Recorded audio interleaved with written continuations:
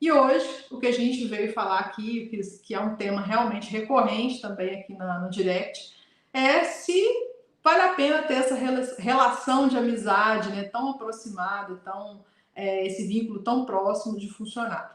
Né? Então, você que está aí na fábrica, tem liderados, tem aí uma relação com os seus liderados, quero saber de você.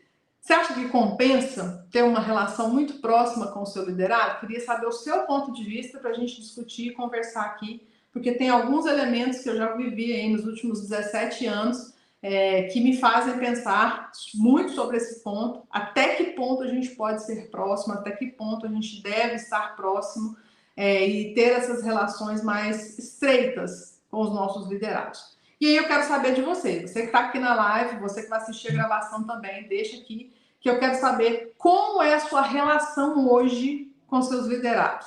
Ela é mais profissional, ela é mais distante, ela é mais aproximada, como que é? Como que você define? E eu queria que você que está aqui também já mandasse essa live para alguém que você sabe que na fábrica, né, na indústria, tem dificuldade com as pessoas, tem tido dificuldade na gestão das pessoas. Muitas vezes essa dificuldade vem dessa relação próxima ou distante, né? Porque os dois pontos eles são muito importantes.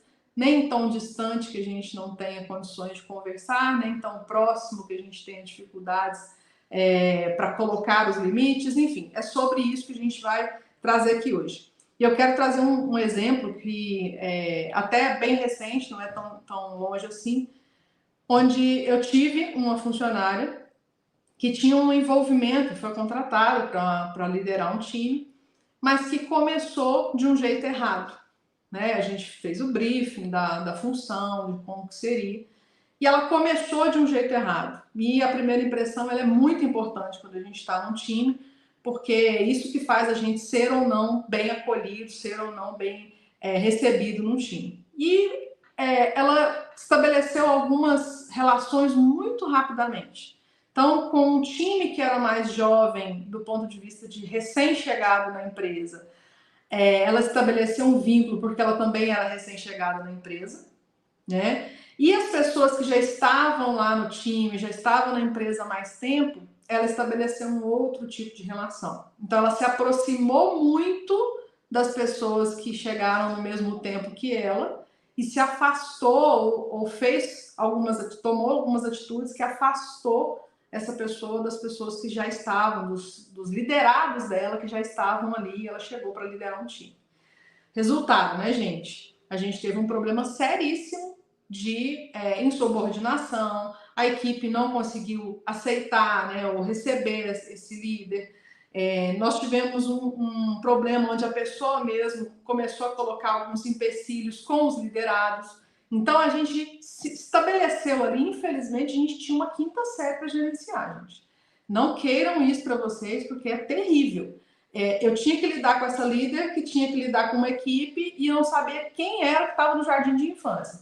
Se era essa pessoa, se era esse líder, ou se era o time que estava recebendo esse líder. Então, realmente é uma situação extremamente difícil, mas que a gente precisa resolver, né? E aí a solução disso passa por alguns pontos, e que a gente vai discutir cada um deles aqui. Mas o fato é que a aproximação demais de uns e o distanciamento de outros, ela perdeu completamente a credibilidade. Ela teve realmente muitos problemas em relação a isso. Quando a gente estabelece bem os limites dessas relações, isso ajuda muito. Mas eu vou te falar que isso não é tão comum assim. Né? Muitas empresas, muitos gestores, eu converso aqui direto no direct com muitos que têm os dois extremos, né? Eu contei agora de alguém que se aproximou demais de uma parte do time e se afastou da outra parte. Eu já tratei casos, gente, e eu falo no plural casos porque não foi um caso só, em que o supervisor não sabia dar bom dia para os seus funcionários.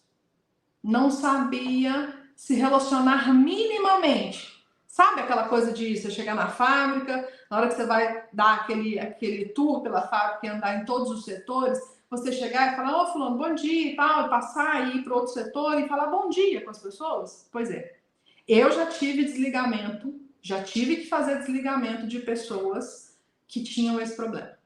De não saber, não querer, não achar que aquilo fosse obrigação de um gestor dar bom dia para os seus funcionários. O que era o problema? Nós que estamos na fábrica, né, gente? A gente lidera pessoas de vários níveis sociais, de vários tipos de criação, enfim, de toda a diversidade possível. Neste caso específico, dessa supervisora que já liderava um time, ela liderava uma equipe de base de chão de fábrica. E vocês não têm ideia do estrago que foi. Porque numa semana, gente, eu vi sair metade da equipe. E aí a gente foi, claro, conversou o RH, fazendo entrevista de desligamento, nós fomos entender o contexto.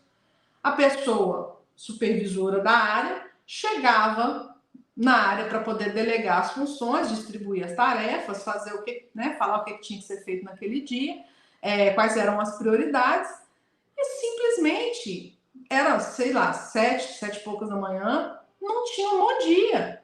A pessoa já chegava, fulano, tem que fazer isso. Imaginem você, gente. Você chegar para trabalhar, a pessoa chegar na sua frente, não esboçar, como se diz, nem um sorriso, nem nada, simplesmente com a cara fechada do jeito que chegou, num mau humor, né, numa falta de empatia tremenda, simplesmente falar, fulano, nossa, você tem que fazer isso, isso, isso. Caramba, será que essa pessoa é tão superior a mim que eu não mereço um bom dia dela? Essas eram as perguntas que a gente chegava no RH pra gente. Eu me sinto menosprezado pelo fulano, porque quando ele já chega para dar as tarefas, parece que eu sou uma pessoa muito menor, né? E que eu não posso nem dar um bom dia. Então, olha a fala do funcionário, gente, de se sentir menosprezado, de se sentir humilhado, porque não recebeu um bom dia. Quem está errado? Lógico que é o gestor. Bom dia é o mínimo que a gente tem que fazer. Né? Aline, mas eu sou uma pessoa introvertida, eu sou uma pessoa que acorda de mau humor. Se resolva.